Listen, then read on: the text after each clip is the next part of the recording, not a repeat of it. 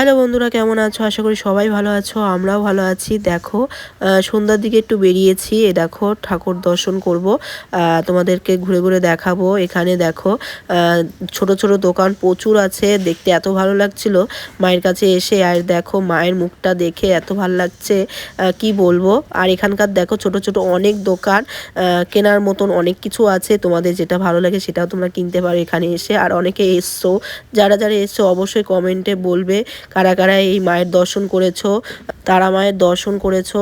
আমার বর তো আগেও এসছে, কিন্তু আমি আসিনি, আমার কাছে এই প্রথম। আর আমার তো খুবই ভালো লাগছে। আর তারা মায়ের তো জবা ফুল তো খুবই প্রিয়, দেখতেই পাচ্ছ। আমরাও নিয়ে গেছিলাম মায়ের পুজো দেওয়ার জন্য। আর এখানে দেখো ছবিগুলো এত সুন্দর লাগছে, আমরাও ছবি নিয়েছি, তোমাদেরকে পরে দেখাবো।